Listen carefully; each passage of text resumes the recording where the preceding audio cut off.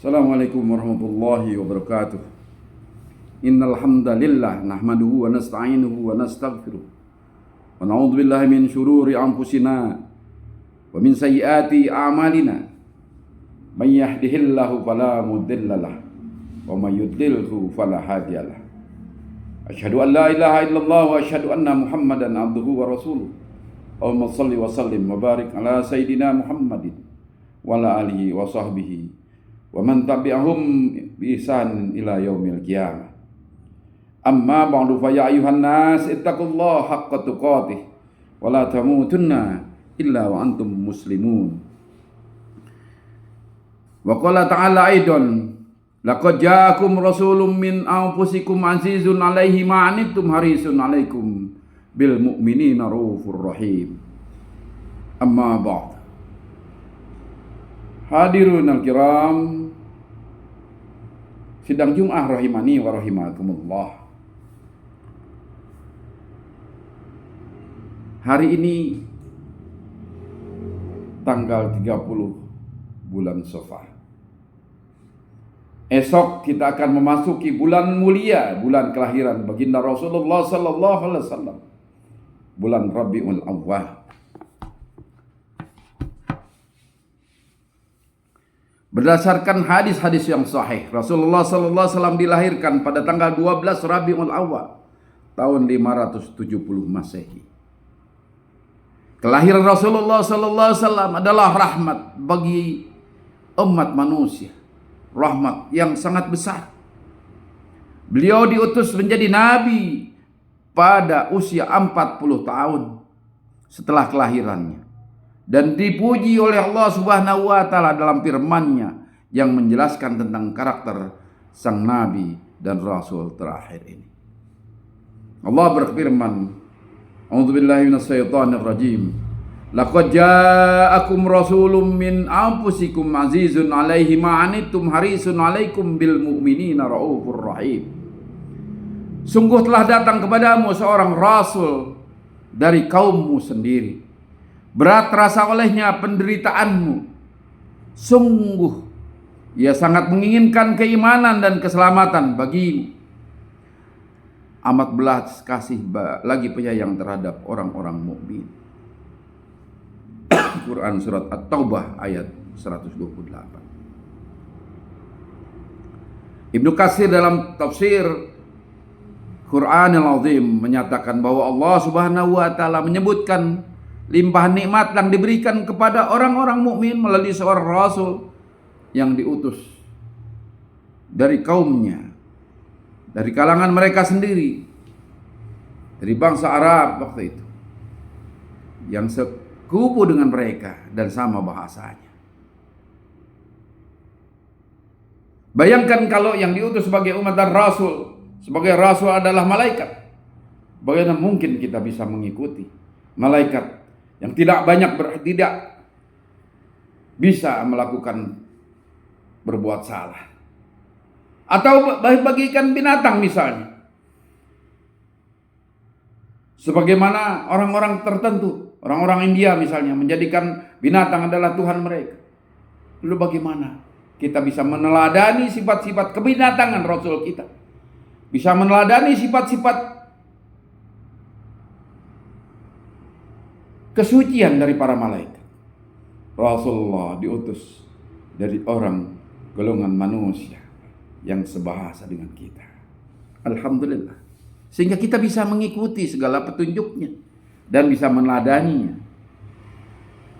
Rasulullah sallallahu alaihi wasallam merasakan beratnya penderitaan kita dan kesulitan umatnya.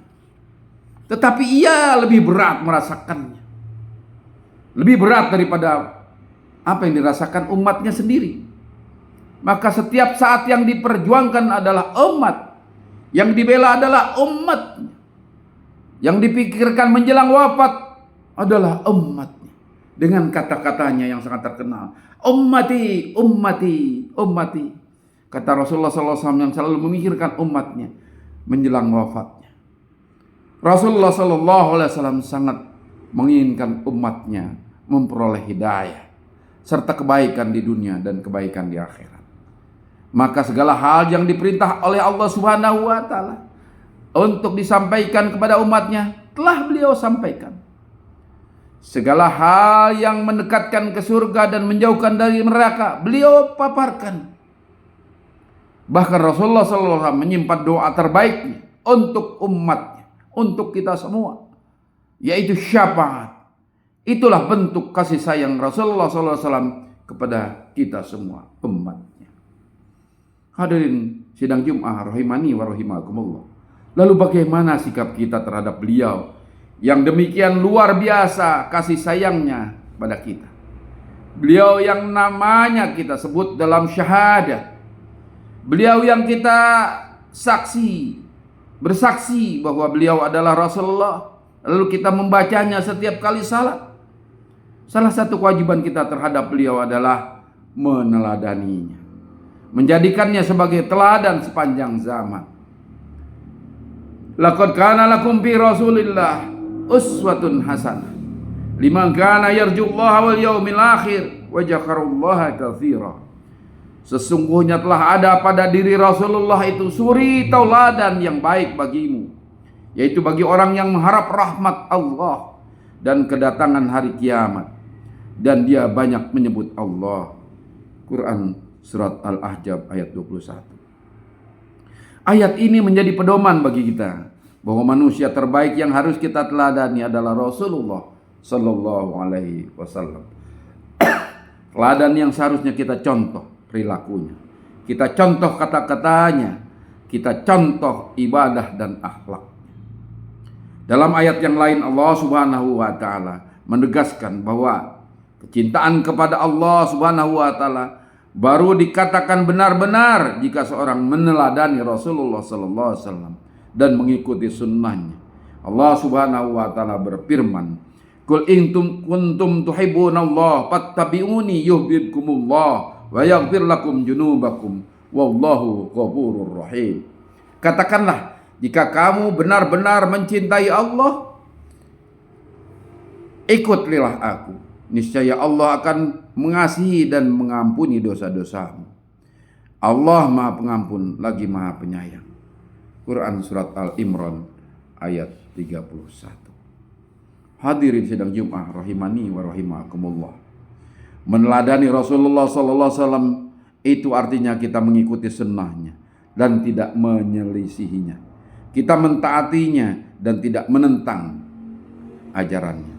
Rasulullah sallallahu alaihi wasallam bersabda, "Qad taraktukum 'alal bayadha lailuha kanahariha la yazigu anha ba'di illa halikum may ya'ish minkum fasayyara ikhtilafan katsiran alaikum bima arabtum min sunnati wa sunnatil khulafa'ir rasyidin al-mahdiyyin aduwan 'alaiha binawajid."